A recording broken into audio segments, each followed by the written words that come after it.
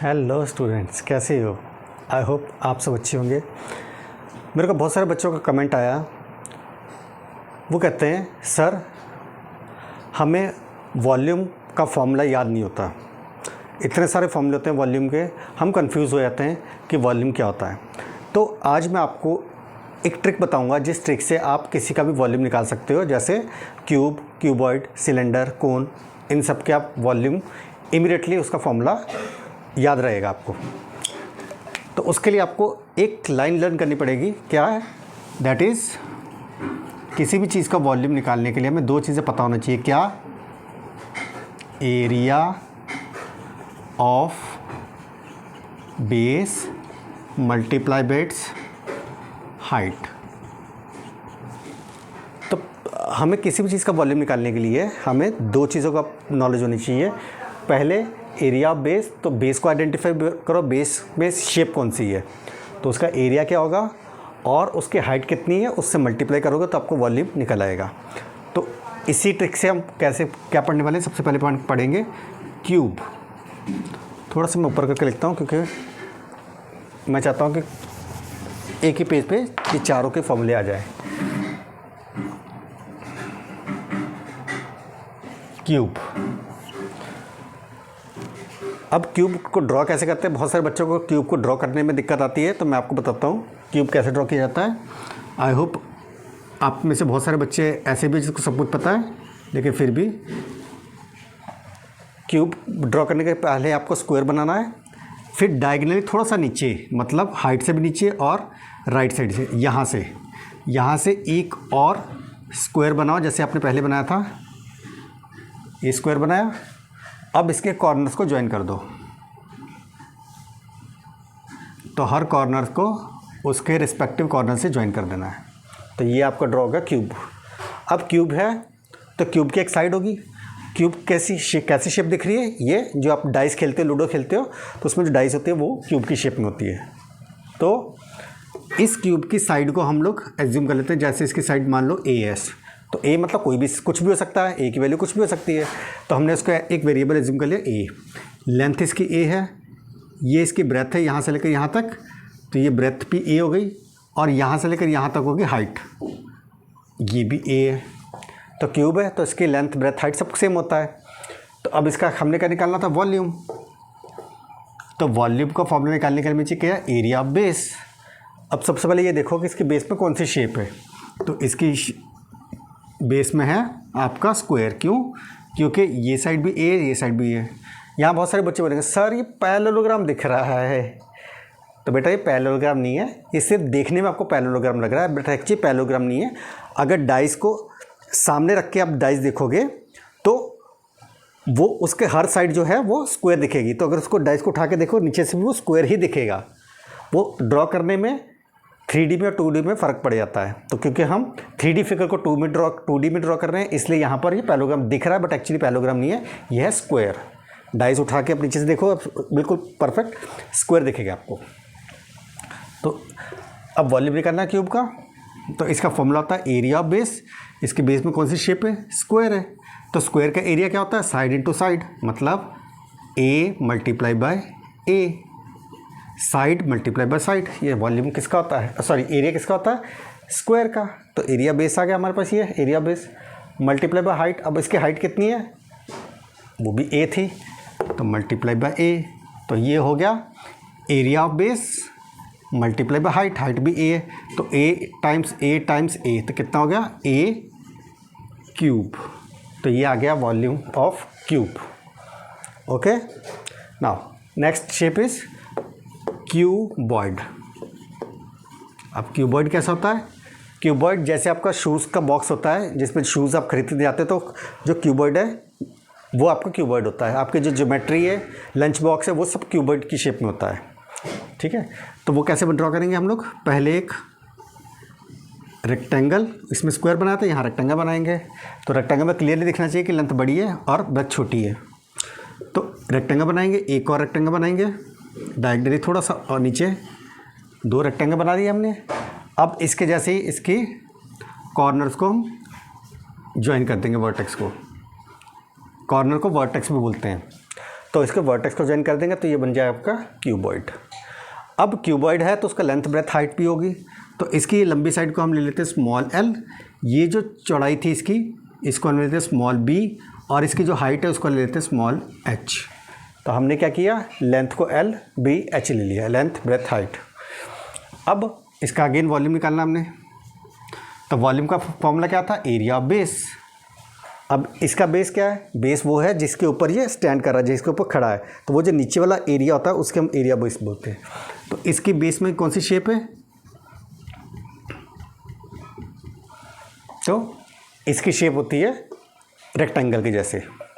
तो area base में कौन सी शेप है, बेस में कौन सी शेप है, रेक्टेंगल है। तो एरिया बेस क्या हो गया, मतलब एरिया ऑफ रेक्टेंगल क्या हो गया, लेंथ इनटू ब्रेथ, यही होता है ना, एरिया ऑफ रेक्टेंगल क्या होता है, लेंथ इनटू ब्रेथ। तो एरिया ऑफ रेक्टेंगल हो गया, या area base multiply by height, इसकी हाइट क्या होती है एच, इसको मल्टीप्लाई बाय एच कर दो तो यह बन जाएगा आपके पास formula L into B into H, L B H, यह आ गया volume of cuboid. Is that clear बच्चों। अब नेक्स्ट इज सिलेंडर।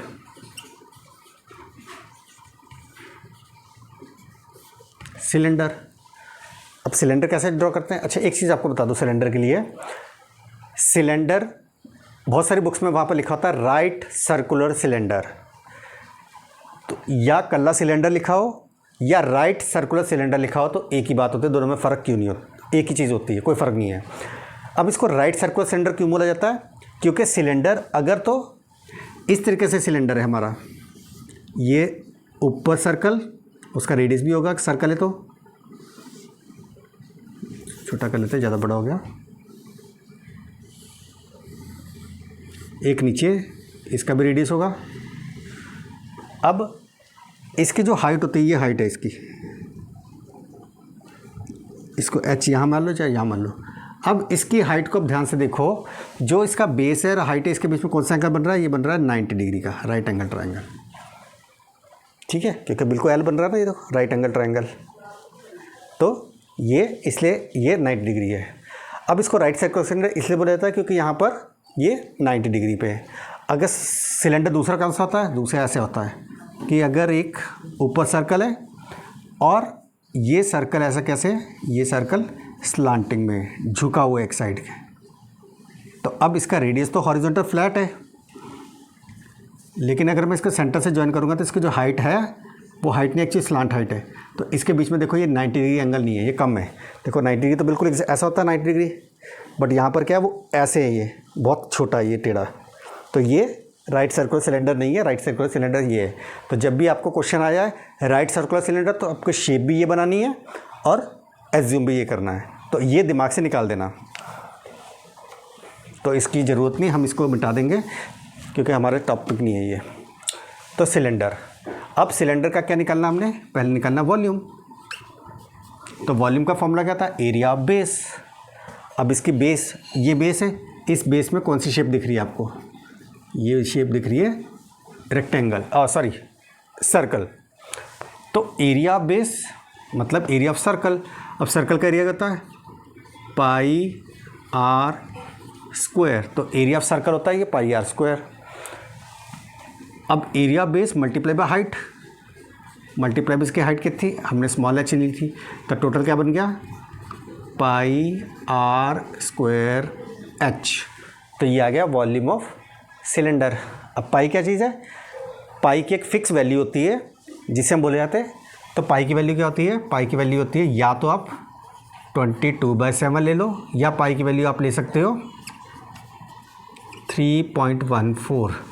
बहुत सारे क्वेश्चंस में आपको पाई की वैल्यू ऐसे गिवन होगी या ऐसे गिवन होगी, तो जिस पर्टिकुलर क्वेश्चन में पाई की स्पेसिफिक वैल्यू आपको दी हुई है तो वहाँ तो आप यूज़ करो वही वैल्यू जो गिवन है। अगर वहाँ पर गिवन है कि पाई को यूज़ करो 22/7 तब ये यूज़ करना।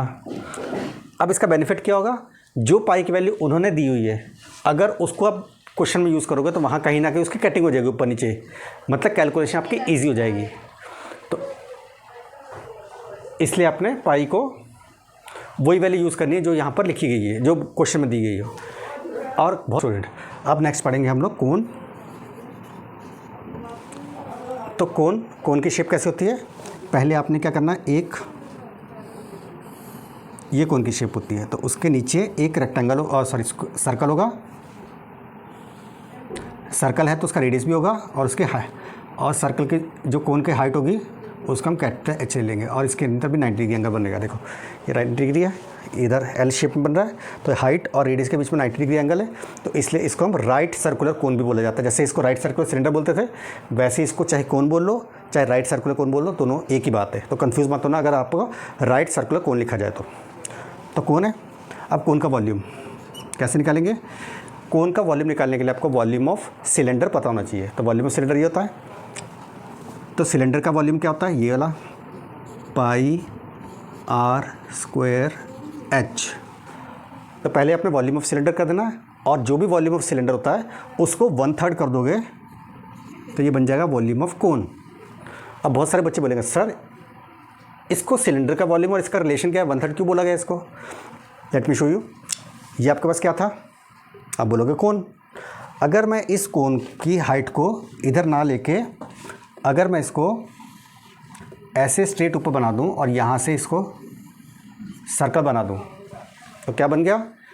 अब आप बोलोगे सर ये सिलेंडर के अंदर कोन दिख रहा है मुझे। एग्जैक्टली तो जो सिलेंडर है सिलेंडर का 1/3 पार्ट कोन होता है। अब 1/3 पार्ट कैसे? एक नई शेप बना के आपको क्लियर करता हूँ। ये हमारा सिलेंडर था,